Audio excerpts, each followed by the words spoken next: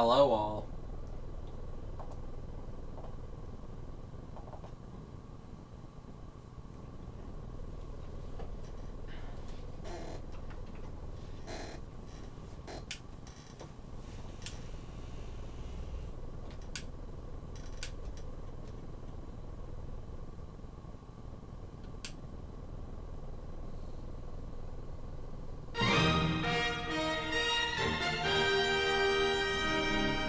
And hello all to another series of Super Mario Galaxy, and today all it is the last episode of Mario Galaxy as well, so a lot of you might be going, oh no, but like I say all, don't worry, it has been an amazing adventure playing this and an honour for me to play this for you all, and to say it has been great for me to play it again, like a childhood game for me, even for like trying to collect every single star has been fun, the galaxies are amazing, and even kicking Bowser's butt was amazing as well. Honestly, it just feels great to get back into another made Mario game and also feel its like capabilities, its possibilities, and even its amazing levels to its fullest potential. And today all is the last bit of content I can show you today is no other than Rosalina's backstory to this game. So basically today this video is going to be a chilled one, relaxed, and also just a nice chilled out stream to learn about Rosalina's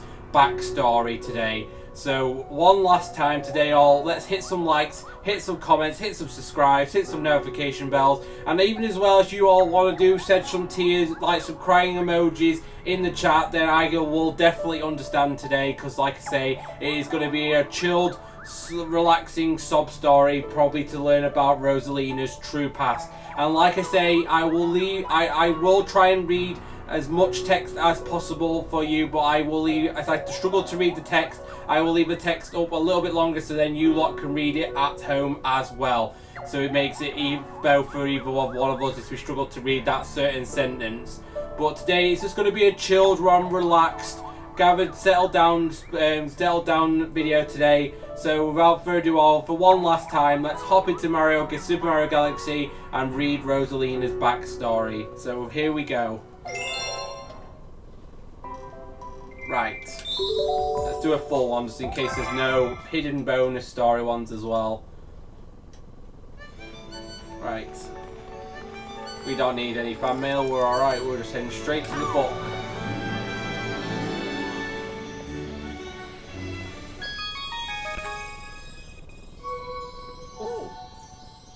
Here we go. Let us begin. Let's open the book. Are you all sitting comfortably? Let's read. Chapter 1. The Celebrant Duo.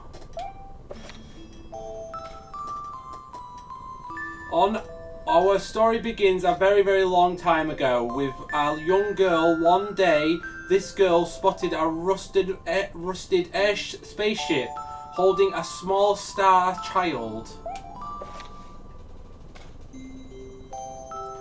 What's your name? Are you lost? The girl asked the star child. I'm Luna. I am waiting for Mama. She's coming for me on our comet. She said, comet, said that star child, who had been waiting days and nights. Don't worry, I'll wait with you, the little girl promised Luna. At nightfall, the little girl borrowed her father's telescope and peered into the sky. She looked and looked, but she saw nothing. How turned into days and then years, but still, the sky revealed nothing. Finally, the little girl sat silently and said to Luna, if we stay here looking much longer, I'll be our old lady soon. But then she had an idea. Why don't we go out there and find your mother ourselves? The girl and Luna fixed up the rusty spaceship, and then the two set sail into the starry sky and this is how the search of the celestial mother began. Turn the page. Right. Chapter 2. Starbits. Days passed with no sign of the comets or even a single planet. Instead, our asteroid expected from as far as the eye could see. If I had known it was going to take this long, I would have packed more jam, said the little girl above the rumbles of her belly. Before they left, she had packed all the accessories: telescope, butterflies, nets, souffle bunnies, bread, milk, jam, and absolutely favourite teas. But I forgot to bring water. At this, Luna burst into gleams of laughter, and the girl began to pout. As long as I have the starbits, I will be fine, said Luna. What some little girl couldn't stay mad after hearing this. Luna continued to laugh at the little girl, couldn't help but join in. Alright, maybe just a nibble. Leaning far out of the ship, the pair began to collect starbits with the girl's net. They almost fell out a few times, but they kept on collecting. The starbits tasted like honey. Fair enough. So starbits taste like honey. You learn a lot. Right, next page. Right. Chapter 3, the comets. A beam of light appeared through the ship's window. Thinking it was the morning sun, the girl peered through the window only to find a turquoise blue comet shining at her. The little girl shocked the sleeping Luna awake and shouted extremely how we have to get to that comet. The pair decided on the comet and found that it was made of ice. They looked high and low, but Luna's mother was nowhere to be found. Extremely, the little girl sat down with a flow mutual inability to take another step. Look. Pending down at the ice ground where Luna was pointing the girl, suddenly noticeable crash of starbits erased in the ice. Pretty good had finding starbits in my specialty, said Luna begins. There's ice here, but it's so warm. I bet there's water here too. The two decided to stay on this comet for a while. Raining the temperatures, comets that paired continuously the search of Luna's mother. Alright, next page. Chapter 4, The Dream. One night, the girl dreamed about her own mother. Where are you going, she asked, her mother repeatedly returning back. Without turning, her mother repeatedly, don't fret, dissenter. I am not going anywhere. I am always watching over you like the sun in the day and the moon in the night. A wave of sadness washed over the girl, but what about when she rains and I can't see the sun or the moon? Her mother thought of a moment before responding. I will turn into a star in the clouds and wait for your tears to dry.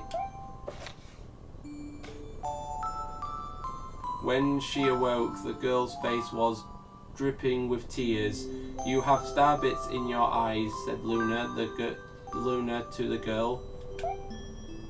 Whipping her face, the girl repeatedly "These are tears, not star bits. I'm crying because I never see my mother again." At this, Luna began to cry too. "Mama, oh mama, wah." The pair travelled through the starry skies and thought they encountered many of the comets. Not one of them held Luna's mother. Luna was disappointed. Now, Luna, the rain clouds won't go away if you keep crying," the girl said. "Give Luna a squeeze. I give you a present if you stop." The girl closed her eyes and said, "Greatly, I'll take care of you." With these words, she felt a small spark in her heart.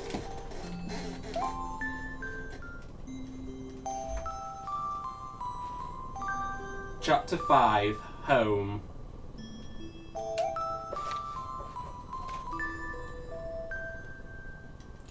The kitchen will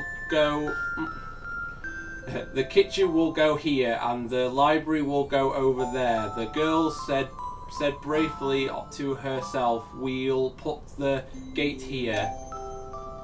Even since the girl took Luna under her care, she'd been bustling about a festering peace.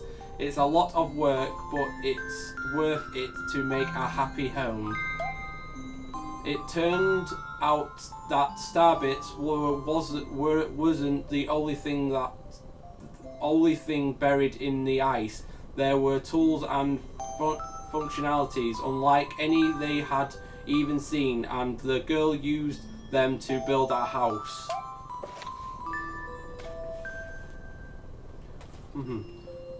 Looking at the complete house, Luna remarked, "Don't you think it's awful big for just the two of us?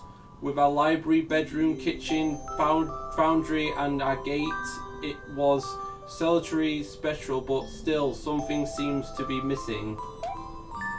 "If only my father, brother, and mother were here," the girl said wishfully. I need the house was too large for this too small restaurant." That made collagen her favourite stuffed bunny close to her heart. The girl fell asleep in the starship.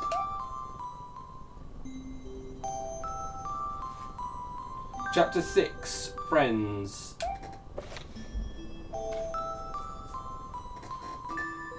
Then one day, while the girl sat sipping tea, a tiny chromic color planet appeared on the horizon. From that planet, another Luna of the same color energy. "Do you two know each other?" the girl asked. The two Lumas gratefully dispensed the girl excitedly. They seemed uneasy. The two Lumas naturally drew close, nor back to back anyway, from each other. Instead, they just started. Then one Luna broke the silence. My mama?" At once, the American Lumas pretended back. My mama. My mama. The two Lumas began to dance around the girl fascinatingly and naturally shown any sign of stopping. The girl was so charmed by this apology scene that she couldn't help but laugh, and that's when something very strange happened. Suddenly, more Lunas began to pop out from the actual planets. They were different colours, but they all shrouded the same thing. Mama, Mama. The sign of all the shouting loomers only made the girl laugh harder. What am I going to do with all these children? The loomers just started bellowing, and she doubled over laughing. I guess we'll have to name each and every one of you. Tomorrow, once she had finished naming them all, she won't begin moving all the loomers into our new house. Chapter 7. Okay, we're getting there. The telescope. After seeing their 100th comet and sun surrounded through popping into the girl's head, I wondered if my house planet is still as blue as it was. Then when she remembered her father's telescope, peeking into the telescope, a tiny blue dot floating into the sight. It was smaller than a star bit. How strange, it's so far away, but it feels so close. She twisted the knob on the telescope, and then the blue dot grew until she could make out a grimsy hill dot with flowers. It seemed very familiar to her. Zooming ever closer and turning on the hill came into view. I used to go stranger there when I lived on my home planet. She remembered rumbling in the sleep out of her eyes, and she followed her father up that hill to look at the stars. She remembered how she and her brother would slept down that hill. She remembered having picnics with her mother on that hill on bright and windy days. And I wanted to go home right now. The girl burst into tears, and the loomers didn't know what to do. I want to go home. Back to my home by the hills. I want to see my mother. The girl was shouting now, her face wet with tears. But I know she's not there. I know all alone, but that she wasn't out there in the sky because she sleeping under the tree on the hill. The girl cried encouragingly through the stars, and her hush fell over the area. Next page.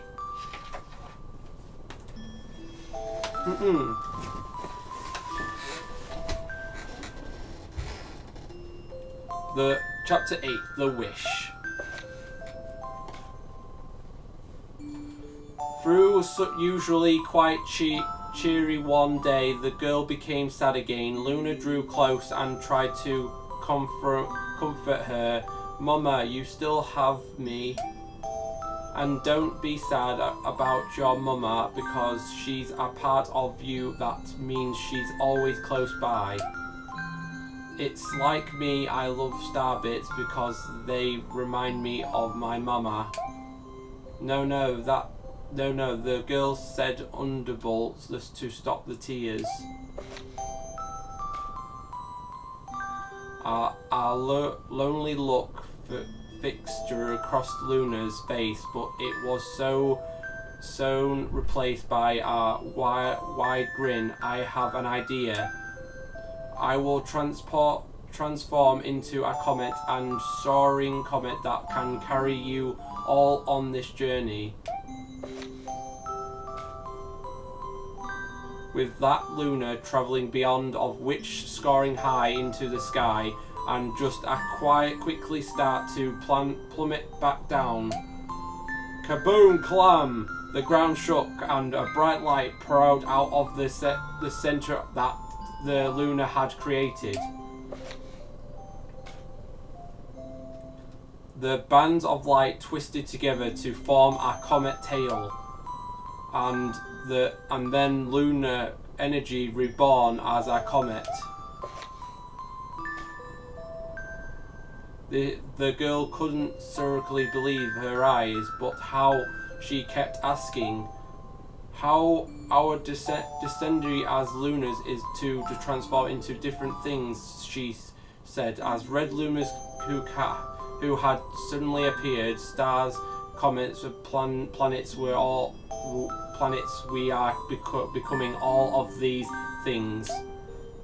When I grow up, I want to become a star. That makes someone special smile, said all green lumas. A blue luma chillman in that luma turns into a real cuteness of our comet, didn't he? All of the lumas together said, "No more crying, Mama." Thank you, said the girl in a whisper, and she pulled the lumas close and hugged them. For from that day on, the star bits on long fall off from the girl's eyes. The comet sets forth for the girl's home planet, its long tails blazing properly behind it. The final chapter, family. Right then.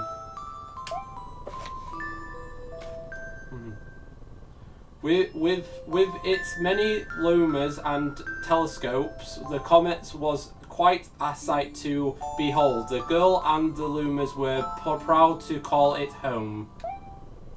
At our welcoming party for our new luma, the girl granted everyone in the kitchen and said in a loud voice than usual, "All right, everyone, let's make our cake sparkling with stars bits. Then it will be a star cake." The lumas excellently began to gather the ingredients. As she watched the lumas scurry about, the girls smile and through to herself, "This is my family now, and I will stay with them until they ready to leave the nest. And when they do leave, I will see them off with a smile, because that's what makes our mother happiness." That night when the girl laid down to sleep, a soft light approached her and reminded her of the blue planet she once called home. But it would be nice to return home once every 100 years to nap in my favorite sleeping noct. The comet carried the lunas and the girl continuously on its journey to this very day. With more family members in tone that then can be contained, it's said that the comets visited the girl's home planet once every 100 years. Its proud white tails gather in the skies. The end.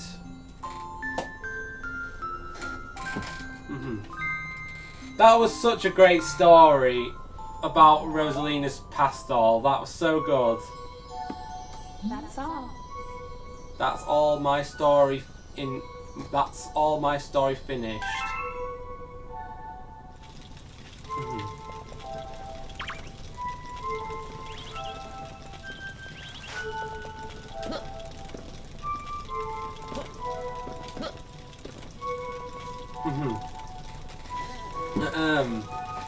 But yeah, all that's it.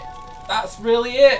That's the video today. It's not long, but it clears up everything we have done on Mario not Mario, wrong game. Mario Galaxy. Honestly, that is such a touching story. It probably is such a, like, most games don't add storytelling like that because it might like maybe upset some people, but it's always good to read it and also learn about people's like past 10 centuries, like how she ended up being the guardian of all these Lumas. Like why did she suddenly leave her parents to try and do this thing? But it tells you all that in that storybook of like everything. But to say there's a catch, you have to get every single star in the game to basically get the full book filled, because it did take a lot of pages were unfolded, because either way,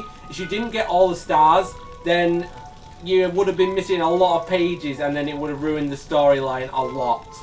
But I'm glad I had an account ready for this, and I was holding back for such a long time to go into these rooms and also spoil it for anyone else, because like I say, I am glad to learn a lot about Rosalina's like childhood and like how she became the guardian of the Lumas, and also came upon this like amazing observatory, as what she calls herself. And believe me, it's a 10 out of 10 great Nintendo story, and what it holded was just so much like finesse, and it was just amazing for a great story from her. It was.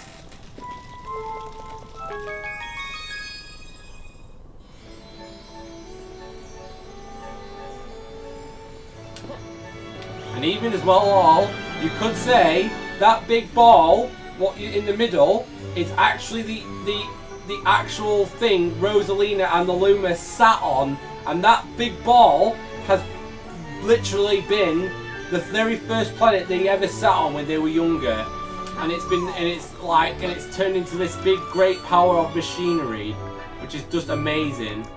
It is. But with now me done then all, I am glad to have streamed this game for you all, and literally I noticed it wasn't long. I might put a TikTok up as well, just to give it some just to make it maybe a bit even on time at least. But at least today it was a simple one, it was a relaxing one, and it was a chilled one. I'm glad for this one to be shown, and I am glad to have keep you all relaxed and ready at bay as well. But without further ado, all this has been Mario Galaxy 1, and I hope you have all enjoyed my Let's Play as well of this game to its fullest potential, and then you know now what that means all. It's time for a new Let's Play coming up soon! Oh yeah! So let's hopefully see what Let's Play is going to be in my big bag of tricks, and hopefully it'll be a game you might like, 2, a game what might make you hit that subscribe button, hit that like button, hit those notification bells to keep amused and also drawn to this game as well. And hopefully it all works out smoothly to get you all to enjoy the channel as to its fullest potential. So without further ado all, thank you very much for watching, and thank you Rosalina for telling us your childhood story. And goodbye all, and I'll see you all in the next Let's Play. Goodbye all.